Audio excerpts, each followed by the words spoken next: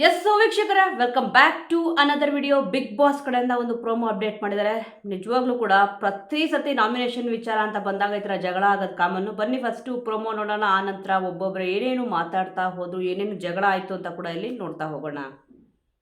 ವ್ಯಕ್ತಿತ್ವದಲ್ಲಿ ಕೂಡ ಸ್ಪಂದನಕ್ಕಿಂತ ಮಾಲ್ವಣ್ಣನ ವ್ಯಕ್ತಿತ್ವ ಬೆಟರ್. ಬೇರೆಯವ್ರನ್ನ ಪೋರ್ಟ್ರೇ ಮಾಡೋದು. ಎಸ್, ನೋಡಿದ್ರಲ್ಲ ವೀಕ್ಷಕರೇ, ಅಲ್ಲಿ ಏನೊಂದು ಇವಾಗ ಫ್ಲಾಗ್ ಇಟ್ಟಿದ್ರು, ಆ ಫ್ಲಾಗ್ನ ಯಾರು ಎತ್ಕೊಂತಾರೋ ಅವರಲ್ಲಿ ಸೇಫ್ ಆಗ್ತಾರೆ. ಅವ್ರು ಇಬ್ಬರನ್ನ ನಾಮಿನೇಟ್ ಮಾಡಬೇಕು ಮತ್ತು ಸೂಕ್ತವಾದ ಕಾರಣಗಳನ್ನ ಕೊಡಬೇಕಾಗತ್ತೆ. ಇಲ್ಲಿ ರಕ್ಷಿತ್ ಅವರು ಸ್ಪಂದನ ಅವ್ರನ್ನ ಆಯ್ಕೆ ಮಾಡ್ಕೊಂಡಿದ್ದಾರೆ. ಮೋಸ್ಟ್ ಆಫ್ ಮೋಸ್ಟ್ ನೀವು ಅಬ್ಸರ್ವ್ ಮಾಡೋದಾದರೆ ಈ ಒಂದು ವಿಚಾರದಲ್ಲಿ ರಕ್ಷಿತ್ ಅವ್ರು ಮಾಡ್ತಿರೋದು ಕರೆಕ್ಟ್ ಇಲ್ಲ ಅಂತ ಅನಿಸುತ್ತೆ. ಅಂದರೆ ನಾಮಿನೇಷನ್ ಪ್ರಕ್ರಿಯೆ ಅಂತ ಬಂದಾಗ ಅವ್ರು ಏನೊಂದು ರೀಸನ್ ಕೊಡ್ತಾರೆ, ಆ ರೀಸನ್ನು ಕರೆಕ್ಟ್ ಆದ ರೀಸನ್ನು ಅಂತ ಇಲ್ಲಿ ಅನ್ಸಲ್ಲ. ನೋಡಿ, ಪ್ರೋಮೋದಲ್ಲಿರೋ ಪ್ರಕರಣ ಇಲ್ಲಿ ಫಸ್ಟ್ ರಕ್ಷಿತ್ ಅವ್ರು ಇಲ್ಲಿ ಹೇಳ್ತಾರೆ, ವ್ಯಕ್ತಿತ್ವದಲ್ಲೂ ಕೂಡ ಸ್ಪಂದನಕ್ಕಿಂತ ಮಾಳು ವ್ಯಕ್ತಿತ್ವ ಬೆಟರ್ ಅಂತ ಇಲ್ಲಿ ಹೇಳ್ತಾರೆ.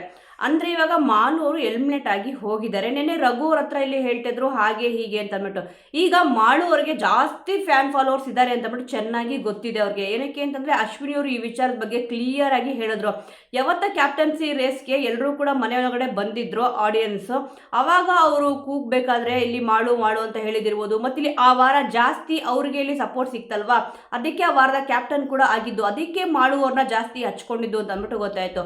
ಈಗ ರಕ್ಷಿತ್ ಅವ್ರ ಮೈಂಡಲ್ಲಿ ಏನು ಓಡ್ತಿರ್ಬೋದು ಅಂತಂದರೆ, ಈಗ ಮಾಲು ಅವರು ಎಲಿಮಿನೇಟ್ ಆಗಿ ಹೋಗಿದ್ದಾರೆ, ನಾನು ಅವ್ರ ಬಗ್ಗೆ ತುಂಬ ಚೆನ್ನಾಗಿ ಮಾತಾಡಿದ್ರೆ, ಅಂದರೆ ಪಾಸಿಟಿವ್ ಆಗಿ ಮಾತಾಡಿದ್ರೆ ಅವ್ರ ಓಟ್ಸ್ ಎಲ್ಲ ನನಗೆ ಇಲ್ಲಿ ಬೀಳ್ಬೋದು ಅಂತ ಅಂದ್ಬಿಟ್ಟು ಚೆನ್ನಾಗಿ ಕ್ಯಾಲ್ಕುಲೇಷನ್ ಹಾಕ್ಕೊಂಡಿದ್ದಾರೆ ಅಂತ ಅಂದ್ಬಿಟ್ಟು ನೀಟಾಗಿ ಗೊತ್ತಾಗ್ತಿದೆ.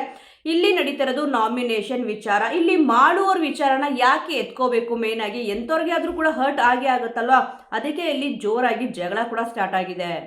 ನಿನ್ನೆ ಇಲ್ಲಿ ಮಾಡುವವ್ರದ್ದು ಸುಮಾರು ಇಂಟರ್ವ್ಯೂಸ್ ನೀವು ಕೂಡ ಇಲ್ಲಿ ನೋಡಿರ್ತೀರಾ. ಇಲ್ಲಿ ಪರ್ಟಿಕ್ಯುಲರ್ ಆಗಿ ಯಾರು ಗೆಲ್ಲಬಹುದು ಅಂತ ಕೇಳಿದಾಗ, ಅಂದರೆ ಈ ಒಂದು ಕ್ವಶನ್ಗೆ ನಾನು ಆನ್ಸರ್ ಮಾಡೋಕ್ಕಾಗಲ್ಲ, ನಾನು ಇದ್ದಿದ್ರೆ ನಾನೇ ಗೆಲ್ಲಬೇಕಿತ್ತು ಹಾಗೆ ಹೀಗೆ ಅಂತ ಹೇಳಿದ್ರೆ ಹೊರತು, ಅದನ್ನು ಬಿಟ್ಬಿಟ್ಟು ಯಾರು ಗೆಲ್ಲಬಹುದು ಅಂತ ಅಂದ್ಬಿಟ್ಟು ಖಂಡಿತವಾಗ್ಲೂ ಹೇಳಲೇ ಇಲ್ಲ. ಯಾಕಂದರೆ ಆಲ್ಮೋಸ್ಟ್ ಗೊತ್ತಿರುತ್ತೆ, ಸ್ವಲ್ಪ ದಿವಸ ಇರೋದೆ ಅಲ್ವಾ, ಯಾರು ಗೆಲ್ಲಬಹುದು ಅಂತ ಅಂದ್ಬಿಟ್ಟು ಗೆಸ್ಸಲ್ಲಿ ಕೂಡ ಇಲ್ಲಿ ಅವರು ಹೇಳ್ಬೋದಿತ್ತು.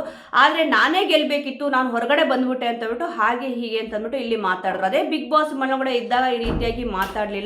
ಇವನ್ ರಕ್ಷಿತ್ ಅವ್ರ ಬಗ್ಗೆನೂ ಕೂಡ ಅಷ್ಟೇ, ಅಂದರೆ ತುಂಬ ಅವ್ರು ನಿಮ್ಮನ್ನ ಹಚ್ಕೊಂಡಿದ್ರು, ಇದ್ರ ಬಗ್ಗೆ ಏನು ಹೇಳ್ತೀರಾ ಅಂತ ಕೇಳಿದಾಗ ಇಲ್ಲಿ ರಕ್ಷಿತ್ ಅವ್ರ ಬಗ್ಗೆ ಅವ್ರು ಏನು ಹೇಳಿದ್ರು ಹೇಳಿ, ನಾನು ಒಬ್ಬನ್ನೇ ಅಂತಲ್ಲ ಎಲ್ಲರೂ ಕೂಡ ತುಂಬ ಹಚ್ಕೊಂಡಿದ್ರು ಅಂತಂದ್ಬಿಟ್ಟು ಈ ಒಂದು ಪದನ ಇಲ್ಲಿ ಯೂಸ್ ಮಾಡಿದ್ರು. ಅಂದರೆ ಅವ್ರಿಗೆ ಚೆನ್ನಾಗಿ ಗೊತ್ತು ಯಾರ್ಯಾರ ಜೊತೆ ರಕ್ಷಿತ್ ಅವರು ತುಂಬ ಚೆನ್ನಾಗಿ ಮಾತಾಡ್ತಿದ್ರು ಅಂತಂದ್ಬಿಟ್ಟು. ಮನೆಯಿಂದ ಎಲ್ಲರೂ ಹೋದ್ಮೇಲೂ ಕೂಡ ನೀವು ಅಬ್ಸರ್ವ್ ಮಾಡ್ಬೋದು, ಇಲ್ಲಿ ಜಾಸ್ತಿ ಅವರು ಮಾಡುವವ್ರ ವಿಚಾರನ ತಗೊತಿದ್ದಾರೆ. ಅಂದರೆ ಅವ್ರಿಗೆ ಜಾಸ್ತಿ ಫ್ಯಾನ್ಸ್ ಇದ್ದಾರೆ, ಅವ್ರ ಓಟೆಲ್ಲ ಇವ್ರಿಗೆ ಬೀಳಲಿ ಅಂತಂದ್ಬಿಟ್ಟು ರಕ್ಷಿತ್ ಅವರು ಈ ರೀತಿ ಮಾಡ್ತಾರೆ ಅಂತಂದ್ಬಿಟ್ಟು ಕ್ಲಿಯರ್ ಆಗಿ ಗೊತ್ತಾಗ್ತಿದೆ. ಮತ್ತಿಲ್ಲಿ ಸೂರಜ್ ಅವ್ರು ಕೂಡ ಹೋಗ್ಬೇಕಾದ್ರೆ ನೀವು ಅಬ್ಸರ್ವ್ ಮಾಡ್ಬೋದು, ಅಂದರೆ ಯಾರ್ಯಾರಿಗೆ ಇಲ್ಲಿ ಜಾಸ್ತಿ ಫ್ಯಾನ್ಸ್ ಇದೆಯೋ ಅವ್ರ ಪರವಾಗಿ ನಿಂತ್ಕೊಂಡು ಮಾತಾಡೋದನ್ನ ಇಲ್ಲಿ ರಕ್ಷಿತಾ ಅವರು ಮಾಡ್ತಿರಬಹುದು ಅಂತ ಇಲ್ಲಿ ಅನಿಸ್ತದೆ. ಅದಕ್ಕೆ ಇಲ್ಲಿ ಸ್ಪಂದನ ಅವರು ಮತ್ತು ಕಾವ್ಯ ಅವರು ಕೂಡ ಇಲ್ಲಿ ಜಗಳ ಆಡಿದ್ರು. ಯಾಕಂದರೆ ನೋಡಿ, ನಾಮಿನೇಷನ್ ವಿಚಾರ ಅಂತ ಬಂದಾಗ ನಾಮಿನೇಷನ್ ಬಗ್ಗೆ ಮಾತಾಡಬೇಕು. ಮತ್ತು ಸ್ಪಂದನ ಅವ್ರು ಏನು ತಪ್ಪು ಮಾಡ್ತಾ ಇದ್ದಾರೆ, ಅವ್ರಿಗೇನು ಅದು ಇಷ್ಟ ಆಗಿಲ್ಲ ರಕ್ಷಿತ್ ಅವ್ರಿಗೆ, ಅದನ್ನು ಮಾತ್ರ ಇಲ್ಲಿ ಹೇಳಬೇಕಿತ್ತು. ಇನ್ನೊಬ್ಬರನ್ನ ಕಂಪೇರ್ ಮಾಡಿಬಿಟ್ಟು ಅಲ್ಲಿ ಮಾಳುವನ್ನ ನಿಮಗಿಂತ ವ್ಯಕ್ತಿತ್ವದಲ್ಲಿ ಬೆಟರು ಅಂತಂದರೆ ಮಾಳು ಅವ್ರು ಹೋಗ್ಬಾರ್ದಿತ್ತು, ನೀವಿಲ್ಲಿ ಹೋಗಬೇಕಿತ್ತು ಅಂತಂದ್ಬಿಟ್ಟು ಇವ್ರಿಗೆ ಯಾರು ಅಧಿಕಾರ ಕೊಟ್ಟಿದ್ದು, ಮಾತೆತ್ತಿದ್ರೆ ಸಾಕು ಇಷ್ಟು ಉದ್ದ ಭಾಷಣ ಮಾಡ್ಬಿಟ್ಟು ಹಾಗೆ ಹೀಗೆ ಅಂತಂದ್ಬಿಟ್ಟು ಇಲ್ಲಿ ಹೇಳಕ್ಕೆ ಹೋಗ್ತಾರೆ. ನಾಮಿನೇಷನ್ ಮಾಡಬೇಕಾದ್ರೆ ಒಂದು ಕರೆಕ್ಟ್ ಆದ ಒಂದು ರೀಸನ್ ಕೊಡಬೇಕಿತ್ತು. ಅವ್ರು ಏನೇ ಒಂದು ಯಾರ ಹೆಸರು ಬೇಕಾದ್ರೂ ತಗೊಳ್ಳಿ, ರೀಸನ್ ಕೊಡ್ಬೇಕಾದ್ರೆ ಒಂದು ಪರ್ಟಿಕ್ಯುಲರ್ ಆದ ರೀಸನ್ ಕೊಟ್ಬಿಟ್ಟು ಸರಿಯಾದ ರೀಸನ್ ಇತ್ತು ಅಂತಂದ್ರೆ ಎಲ್ಲರೂ ಕೂಡ ಹೌದು ಅಂತ ಅನ್ಬೋದು. ಬಟ್ ಮಾಡುವವ್ರ ವಿಚಾರನ ಇವ್ರು ಯಾಕೆ ಎತ್ಕೋಬೇಕಿತ್ತು? ಅಂದರೆ ಇವ್ರಿಗೆ ಯಾರು ಇಲ್ಲಿ ಅಧಿಕಾರ ಕೊಟ್ಟಿದ್ದು? ರಕ್ಷಿತಾ ಅವರೇ ನೀವು ಇಲ್ಲಿ ನಾಮಿನೇಟ್ ಮಾಡಬೇಕು ಅಂತ ಇಲ್ಲಿ ಹೇಳಿದ್ದಾರೆ. ಯಾರು ಮನೆಗೆ ಹೋಗಬೇಕು, ಯಾರು ಉಳ್ಕೋಬೇಕು ಅಂತಂದ್ಬಿಟ್ಟು ಇಲ್ಲಿ ನೀವು ಹೇಳಿದ್ರೆ ನಾವು ಕಳಿಸ್ತೀವಿ ಅಂತ ಏನು ಇಲ್ಲಿ ಬಿಗ್ ಬಾಸ್ ಹೇಳಿಲ್ವಲ್ಲ. ಅದೇ ಈ ಥರ ಒಂದು ವಿಚಾರಗಳು ನೋಡಿದಾಗ ಸಣ್ಣ ಪುಟ್ಟ ಮೈನಸ್ಗಳು ದೊಡ್ಡದಾಗಿ ಕಾಣಿಸುತ್ತೆ. ಇಲ್ಲಿ ಮಾಡುವವ್ರ ವಿಚಾರ ತಗೊಂಡಿದ್ದು ಅಷ್ಟೊಂದು ಸರಿ ಅನ್ನಿಸ್ಲಿಲ್ಲ ನನಗೇನೋ. ಆಲ್ಮೋಸ್ಟ್ ನೀವು ಕೂಡ ಅಂದ್ಕೊಂಡಿರ್ತೀರಾ ನಾನು ಮಾತಾಡೋದು ಸರಿ ಇಲ್ಲ ಅಂತಂದ್ಬಿಟ್ಟು. ಬಟ್ ನನ್ನ ಪ್ರಕಾರ ನಾನು ಇಲ್ಲಿ ಹೇಳ್ತಾ ಇರೋದು ನೋಡಿ, ಇಲ್ಲಿ ಅದಕ್ಕೆ ಕಾವ್ಯ ಅವರನ್ನ ಹೇಳ್ತಾರೆ, ಬೇರೆಯವ್ರನ್ನ ಬೇರೆ ಥರ ಪೋರ್ಟ್ರೇ ಮಾಡಿಬಿಟ್ಟು ಆಟ ಆಡೋದೇ ಆಗೋಯ್ತು ಅಂತಂದ್ಬಿಟ್ಟು ಇಲ್ಲಿ ಬೈತಾರೆ. ಹೌದು, ಬೇರೆಯವ್ರನ್ನ ಬೇರೆ ಥರ ಇಲ್ಲಿ ಮಾತಾಡ್ಕೊಂಡ್ಬಿಟ್ಟು ಇಲ್ಲಿ ಆಡೋದು ಮತ್ತು ಸಿಂಪತಿ ಕಾರ್ಡಿಂದನೇ ಜಾಸ್ತಿ ಈ ದಿವಸ ಬಂದುಬಿಟ್ಟಿದೆ ರಕ್ಷಿತಾ ಅವರು ಅಂತಂದ್ಬಿಟ್ಟು ಕೆಲವೊಬ್ಬರಿಗೆ ಅನಿಸಿರೋದಂತೂ ಇಲ್ಲಿ ಉಂಟು.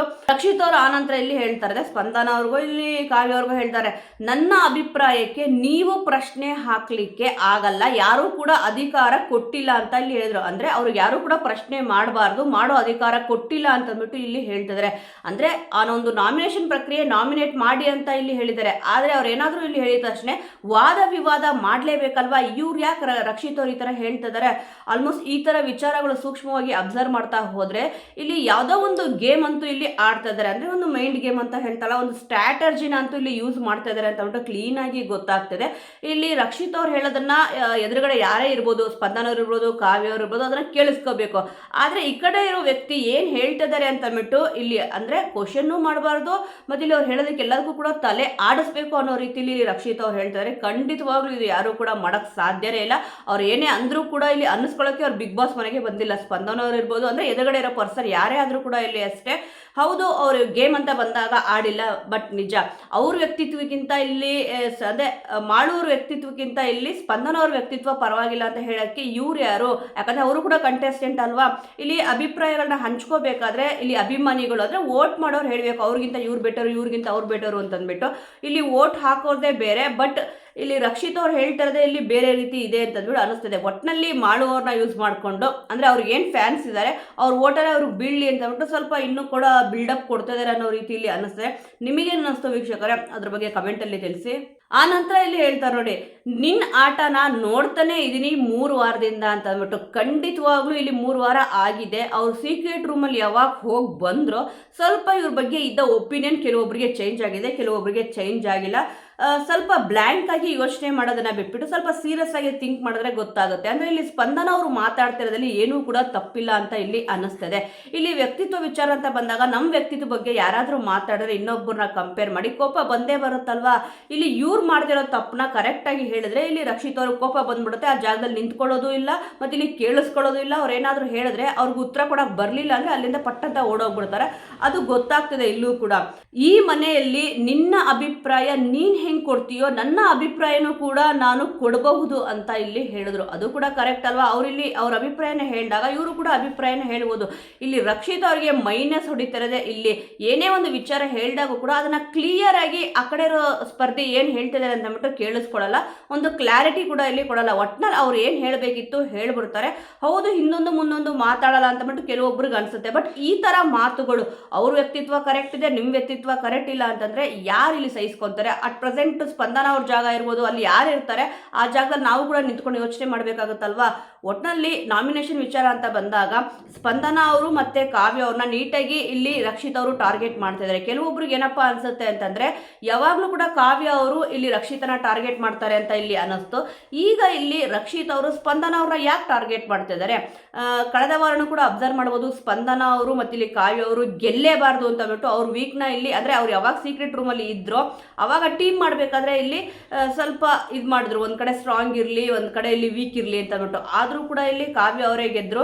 ಮತ್ತು ಸ್ಪಂದನ ಅವರು ಕೂಡ ನೀವು ಅಬ್ಸರ್ವ್ ಮಾಡ್ಬೋದು, ಗಿಲ್ಲಿಯವ್ರ ಜೊತೆ ಇಲ್ಲಿ ಇವರಿಬ್ರು ಇದ್ದಾರೆ ಅಂತ ಅಂದ್ಬಿಟ್ಟು ಈ ರೀತಿಯಾಗಿ ಪಾಯಿಂಟ್ ಔಟ್ ಮಾಡ್ತಾ ಇದ್ದಾರೆ ಅಂತ ಅಂದ್ಬಿಟ್ಟು ಏನೋ ಅನ್ನಿಸ್ತದೆ. ಅಂದರೆ ಫಸ್ಟ್ ಇವರಿಬ್ರು ಹೋಗ್ಬಿಡ್ಲಿ, ಗಿಲ್ಲಿಯವ್ರ ಜೊತೆ ಇರಲೇಬಾರ್ದು, ಆನಂತರ ಗಿಲ್ಲಿಯವ್ರಿಗೆ ನಾನು ಹತ್ರ ಆಗಬೇಕು ಅಂತ ಅಂದ್ಬಿಟ್ಟು ಅವ್ರ ಜೊತೆ ಯಾರು ಇರ್ತಾರೋ ಇಲ್ಲಿ ಡೈರೆಕ್ಟಾಗಿ ಇದ್ರು ಅಂತ ಅವ್ರು ಹೇಳಿದ್ರಲ್ಲ, ಅವ್ರು ಫಿನಾಲೆಗೆ ಹೋಗ್ಬೋದು ಅಂತ ಅನ್ಕೊಂಬಿಟ್ಟು ಜಾಸ್ತಿ ನನ್ನ ಹತ್ರನೇ ಮಾತಾಡ್ತಾರೆ. ಫಸ್ಟು ಕಾವ್ಯ ಮನೆಯಿಂದ ಹೊರಗಡೆ ಹೋಗ್ಬಿಡ್ಲಿ, ಸ್ಪಂದನ ಅವರು ಕೂಡ ಇಲ್ಲಿ ಹೋಗ್ಬಿಡ್ಲಿ ಅಂತ ಅಂದ್ಬಿಟ್ಟು ಈ ರೀತಿ ಮಾಡ್ತಾ ಇದ್ದಾರೋ, ಬೇಕು ಅಂತಾನೆ ಟಾರ್ಗೆಟ್ ಮಾಡ್ತಾ ಇದ್ದಾರೆ ಏನೋ ಗೊತ್ತಿಲ್ಲ. ಸ್ಪಂದನ ಅವರು ಗೇಮ್ ಅಂತ ಬಂದಾಗ ಆಡಿಲ್ಲ, ಬಟ್ ಈ ರೀತಿ ಅಂದರೆ ರಕ್ಷಿತ್ ಅವ್ರು ಮಾತಾಡ್ತಾರಲ್ಲ ಆ ರೀತಿಯಾಗಿ ಎಲ್ಲೂ ಕೂಡ ಮಾತಾಡಿಲ್ಲ. ಅವ್ರು ಎಷ್ಟು ಮಾತಾಡಬೇಕೋ ಕೆಲವೊಂದು ಕಡೆ ಸ್ಪಂದನ ಅವ್ರದ್ದು ಕೂಡ ತಪ್ಪಿದೆ, ಅಂದರೆ ಪೂರ್ತಿಯಾಗಿ ಅವ್ರು ಪರ್ಫೆಕ್ಟ್ ಅಂತ ಇಲ್ಲಿ ಹೇಳ್ತಾರೆ. ಈ ಒಂದು ವಿಚಾರ ಅಂದರೆ ಅವ್ರಿಗಿಂತ ನೀನು ಇಲ್ಲಿ ಬೆಟರ್ ಇಲ್ಲ ಅಂತ ಹೇಳಿದಾಗ ಎಂಥವ್ರಿಗಾರು ಕೋಪ ಬರುತ್ತೆ. ಅದಕ್ಕೆ ಇಲ್ಲಿ ಸ್ಪಂದನ ಅವರು ಕೂಡ ಇಲ್ಲಿ ಜಗಳ ಆಡ್ತಾರೆ. ಅದಕ್ಕೆ ಇಲ್ಲಿ ಹೇಳಿದ್ದು, ಮಾಳುವನ್ನ ಮನೆಗೆ ಹೋಗೋಕ್ಕೆ ನೀನೇ ಕಾರಣ, ಅವ್ರು ಮಾತಾಡಬೇಕಾಗಿರೋ ಜಾಗದಲ್ಲಿ ನೀನು ಮಾತಾಡೋದಲ್ವಾ, ಅದಕ್ಕೆ ಇಲ್ಲಿ ಅವ್ರು ಮನೆಗೆ ಹೋಗಿದ್ದು ಅಂತಬಿಟ್ಟು ಕರೆಕ್ಟಾಗಿ ಇಲ್ಲಿ ಹೇಳಿದ್ರು. ರಜತ್ ಅವ್ರು ಕೂಡ ಇಲ್ಲಿ ಇದನ್ನೇ ಹೇಳಿದ್ದು, ಒಂದು ವೇಳೆ ಮಾಳು ಏನಾದರೂ ಮನೆಗೆ ಹೋದರೆ ಅದಕ್ಕೆ ರಕ್ಷಿತಾನೇ ಕಾರಣ ಅಂತಂದ್ಬಿಟ್ಟು ಇಲ್ಲಿ ಹೇಳಿದ್ರು. ವೀಕ್ಷಕರೇ, ನಿಮಗೇನು ಅನ್ಸುತ್ತೆ ಈ ವಿಚಾರದ ಬಗ್ಗೆ? ಯಾರು ಹೇಳಿದ್ದು ಕರೆಕ್ಟು, ಯಾರು ಹೇಳಿದ್ದು ತಪ್ಪು ಅಂತಂದ್ಬಿಟ್ಟು. ಇಲ್ಲಿ ಮಾಳುವರು ಕೂಡ ಅಷ್ಟೇ, ಇಲ್ಲ ರಕ್ಷಿತಾನ ಬಿಟ್ಟು ನಾನು ಕೂಡ ಇರಕ್ಕೆ ಆಗೋದೇ ಇಲ್ಲ ಅಂತಂದ್ಬಿಟ್ಟು ಇಲ್ಲಿ ಖಂಡಿತವಾಗ್ಲೂ ಯಾವ ಇಂಟರ್ವ್ಯೂ ಕೂಡ ಇಲ್ಲಿ ಹೇಳಲಿಲ್ಲ. ಆದರೆ ಹೌದು ಸಪೋರ್ಟ್ ಮಾಡಿ ಅಂತ ಹೇಳಿದ್ರು. ಆದರೆ ಯಾರು ಗೆಲ್ಲಬೇಕು ಅಂತ ಕೇಳಿದಾಗ ಅಷ್ಟೊಂದು ಮನೆಯೊಳಗಡೆ ಕ್ಲೋಸ್ ಆಗಿದ್ದವರು ಮಾಳುವವರು ರಕ್ಷಿತ್ ಅವ್ರ ಜೊತೆ ತಂಗಿ ಹಾಗೆ ಹೀಗೆ ಅಂತ ಇಲ್ಲಿ ಮಾತಾಡಿದ್ರು. ಹೌದು, ಅದೆಲ್ಲ ಅದೆಲ್ಲ ಕೂಡ ಇಲ್ಲ ಅಂತ ಹೇಳಲ್ಲ. ರಕ್ಷಿತ್ ಅವರು ವಿನ್ ಆಗಬೇಕು ಅಂತಂದ್ಬಿಟ್ಟು ಯಾಕೆ ಹೇಳಲಿಲ್ಲ? ಒಂದ್ಸತಿನೂ ಕೂಡ ಇಲ್ಲಿ ಹೇಳಲೇ ಇಲ್ಲ. ನಾನೇನಾದ್ರೂ ಮನೇಲಿ ಇದ್ದಿದ್ರೆ ನಾನೇ ಗೆಲ್ಲಬೇಕು, ಇಲ್ಲಿ ನಾನು ತುಂಬ ಚೆನ್ನಾಗಿ ಆಡ್ತಿದ್ದೆ, ನಾನು ಯಾಕೆ ಈಚೆ ಬಂದೆ ಅಂತಂದ್ಬಿಟ್ಟು. ಅಂದರೆ ಅವ್ರು ಮಾತಾಡೋ ವೇ ಇದೆಯಲ್ವಾ, ಆ ಒಂದು ವೇ ಕೆಲವೊಬ್ಬರಿಗೆ ಇಷ್ಟ ಆಗಲಿಲ್ಲ ಅಂತಂದ್ಬಿಟ್ಟು ಗೊತ್ತಾಗ್ತಿದೆ. ಸುಮಾರು ಜನ ಇಲ್ಲಿ ಬೈದಿದ್ದಾರೆ. ಇಲ್ಲಿ ಅವರು ಹೊರಗಡೆ ಅಂತೂ ಬಂದಾಗಿದೆ, ಅಟ್ ಪ್ರೆಸೆಂಟ್ ಯಾರು ಗೆಲ್ಲಬಹುದು ಅಂತಂದ್ಬಿಟ್ಟು ಗೆಸ್ ಮಾಡಿ ಕೂಡ ಇಲ್ಲಿ ಹೇಳ್ಬೋದಿತ್ತಲ್ವಾ. ನಾನು ಹೇಳಿಬಿಟ್ರೆ ತಪ್ಪಾಗ್ಬಿಡುತ್ತೆ, ಅದು ನನಗೆ ಮೈನಸ್ ಆಗುತ್ತೆ ಅಂತ ಇಲ್ಲಿ ಹೇಳಿದ್ರು. ಅಂದರೆ ಇಷ್ಟು ಜನ ಯಾರ್ಯಾರು ಇಂಟ್ರೋ ಕೊಟ್ಟಿದ್ದಾರೋ ಯಾರೂ ಕೂಡ ಹೇಳುವೇ ಇಲ್ವಾ? ಅಂದರೆ ಬಿಗ್ ಬಾಸ್ ಮನೆಯಿಂದ ಹೊರಗಡೆ ಬಂದಿರೋ ಸ್ಪರ್ಧಿಗಳು ಇಲ್ಲಿ ಅಬ್ಸರ್ವ್ ಮಾಡ್ಬೋದು. ಜಾನ್ವಿ ಅವ್ರು ಇರ್ಬೋದು, ಪ್ರತಿಯೊಬ್ಬರು ಕೂಡ ಇಲ್ಲಿ ಅಭಿ ಅವ್ರು ಇರ್ಬೋದು, ಸೂರಜ್ ಅವ್ರು ಇರ್ಬೋದು, ಯಾರು ಗೆಲ್ತಾರೆ ಅಂತ ಕೇಳಿದ್ರೆ ಹೇಳಿದ್ದಾರೆ. ಅಂದರೆ ಅವರೆಲ್ರಿಗೂ ಕೂಡ ಅದು ಮೈನಸ್ ಆಗುತ್ತಾ? ಖಂಡಿತವಾಗ್ಲೂ ಇಲ್ಲ. ಅವರು ಯಾವ ಥರ ಇಲ್ಲಿ ಮಾತಾಡ್ತಾರೋ ಅದ್ರ ಮೇಲೆ ಇಲ್ಲಿ ನಿಂತಿರುತ್ತೆ. ಅಂದರೆ ಒಂದು ಪಾಸಿಟಿವ್ ಆಗಿರ್ಬೋದು ಅಥವಾ ನೆಗೆಟಿವ್ ಪಾಯಿಂಟ್ಸ್ ಇರ್ಬೋದು. ಅವ್ರು ಯಾವ ರೀತಿ ಮಾತಾಡ್ತಾ ಇರ್ತಾರೋ, ಈ ರೀತಿ ಸ್ಟೇಟ್ಮೆಂಟ್ ಕೊಟ್ಟಿಕ್ಕೆ ಕೆಲವೊಬ್ಬರು ಮಾಡುವವರು ಏನಪ್ಪ ಈ ರೀತಿಯಾಗಿ ಇಲ್ಲಿ ಮಾತಾಡ್ತಾ ಇದ್ದಾರಾ ಅಂತ ಇಲ್ಲಿ ಅನ್ನಿಸ್ತು. ಏನೋ ಇದು ಅಹಂಕಾರದಲ್ಲಿ ಶ್ರೀಮಂತ ಅಂತ ಅಂದ್ಬಿಟ್ಟು ಯಾರೋ ಇಲ್ಲಿ ಬೋರ್ಡ್ ಕೊಟ್ಟಿದ್ರು. ನಾನು ಅನ್ನೋ ಅಹಮ್ಮು ಗಿಲ್ಲಿಯವ್ರಿಗೆ ಜಾಸ್ತಿ ಇದೆ ಅಂತ ಇಲ್ಲಿ ಹೇಳಿದ್ರು. ಈಗ ನಾನು ಅನ್ನೋ ಅಹಮ್ಮು ಯಾರಿಗೆ ಜಾಸ್ತಿ ಇದೆ ಅಂದರೆ, ನಾನು ಇದ್ದಿದ್ದೆ ನಾನೇ ಗೆಲ್ತಿದ್ದೆ ಅಂತ ಇಲ್ಲಿ ಹೇಳಿದ್ರು. ಇವರು ಧನುಷ್ ಅವರು ಮತ್ತು ಇಲ್ಲಿ ರಘು ಅವರು ತುಂಬ ಚೆನ್ನಾಗಿ ಆಡ್ತಾ ಇದ್ದಾರೆ, ನಾನು ಏನಾದರೂ ಅವ್ರು ಗೆಲ್ತಾರೆ ಅಂತ ಹೇಳಿಬಿಟ್ರೆ ನೆಕ್ಸ್ಟ್ ವೀಕ್ ಅವ್ರು ಬಂದ್ಬಿಟ್ರೆ ಏನು ಮಾಡೋದು ಅಂತಂದ್ಬಿಟ್ಟು ಇಲ್ಲಿ ಕೇಳಿದ್ರು. ನೆಕ್ಸ್ಟ್ ವೀಕ್ ಬರ್ತಾರೋ ಬರಲ್ವೋ ಅದು ಸೆಕೆಂಡ್ರಿ ಮಾತು. ಸೂರಜ್ ಅವ್ರನ್ನ ನೀವು ಅಬ್ಸರ್ವ್ ಮಾಡ್ಬೋದು, ರಾಶಿಕ್ ಅವ್ರ ಜೊತೆ ಜಾಸ್ತಿ ಮಾತಾಡ್ತಿದ್ರು.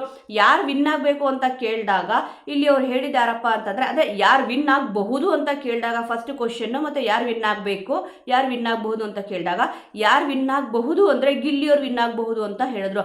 ಅವ್ರ ಪ್ರಕಾರ ಯಾರು ವಿನ್ ಆಗಬೇಕು ಅಂತ ಕೇಳಿದಾಗ ಇಲ್ಲಿ ಅಶ್ವಿನಿ ಅವರು ಮತ್ತು ಇಲ್ಲಿ ರಾಶಿಕ್ ಅವರು ವಿನ್ ಆಗಬೇಕು ಅಂತ ಇಲ್ಲಿ ಹೇಳಿದ್ರು. ನೋಡಿ, ಅವ್ರದ್ದೊಂದು ಟ್ರೂ ಫ್ರೆಂಡ್ಶಿಪ್ ಇತ್ತು. ಅಂದರೆ ಅವರು ಜಾಸ್ತಿ ಅವ್ರ ಜೊತೆನೇ ಇಲ್ಲಿ ಮಾತಾಡ್ತಿದ್ರು, ಅದಕ್ಕೆ ಇಲ್ಲಿ ಅವ್ರಿಗೆ ಸಪೋರ್ಟ್ ಮಾಡಿದ್ರು. ಆದರೆ ಮಾಡುವವರು ರಕ್ಷಿತಾ ಅವ್ರ ಜೊತೆನೇ ಇಲ್ಲಿ ಇದ್ರು. ಮತ್ತು ಇಲ್ಲಿ ಏನೇ ಒಂದು ವಿಚಾರ ಬಂದಾಗ ಇವಾಗ ಇಲ್ಲಿ ಹೊರಗಡೆ ಏನು ಇಂಟ್ರೂಲ್ ಮಾತಾಡ್ತಿದ್ದಾರೋ ಆ ಒಂದು ಮಾತನ್ನ ಅವ್ರ ಪರ ಅವರಲ್ಲಿ ಸ್ಟ್ಯಾಂಡೇ ತಗೊಳ್ಳಿಲ್ಲ. ಯಾವುದೇ ಒಂದು ವಿಚಾರಕ್ಕೂ ಕೂಡ ಮನೆಯಿಂದ ಹೊರಗಡೆ ಬಂದ ಮೇಲೆ ನಾನಿಲ್ಲಿ ಅಲ್ಲಿ ಇದ್ದಿದ್ರೆ ಗೆದ್ದು ಬಿಡ್ತಿದ್ದೆ ಹಾಗೆ ಹೀಗೆ ಅಂತ ಹೇಳಿದ್ರು. ಈಗ ನೋಡಿದ್ರೆ ಒಬ್ಬೊಬ್ರು ಒಂದೊಂದು ರೀತಿ ಇಲ್ಲಿ ಆಡ್ತಿದ್ದಾರೆ. ಅಂದರೆ ಅವ್ರು ಹೊರಗಡೆ ಬಂದ ಮೇಲೆ ಗೊತ್ತಾಗುತ್ತೆ ಅವ್ರದ್ದು ನಿಜ ಬಂಡವಾಳ ಅಂತಾರಲ್ಲ, ಒಬ್ಬೊಬ್ರಿಗೆ ಇಲ್ಲಿ ಗೊತ್ತಾಗಿರುತ್ತೆ ಅಂತ ಅನ್ಕೊಂತೀನಿ. ನಾಮಿನೇಷನ್ ಪ್ರಕ್ರಿಯೆ ಕೂಡ ಇಲ್ಲಿ ಸ್ಟಾರ್ಟ್ ಆಗಿದೆ. ಸ್ವಲ್ಪ ಜನ ಇಲ್ಲಿ ನಾಮಿನೇಟ್ ಕೂಡ ಇಲ್ಲಿ ಆಗಿದ್ದಾರೆ. ಯಾರ್ಯಾರು ಸೇವ್ ಆಗಿದ್ದಾರೆ, ಯಾರ್ಯಾರು ಇಲ್ಲಿ ನಾಮಿನೇಟ್ ಆಗಿದ್ದಾರೆ ಅಂತಂದ್ಬಿಟ್ಟು ಮುಂದಿನ ವಿಡಿಯೋದಲ್ಲಿ ನೋಡ್ತಾ ಹೋಗೋಣ.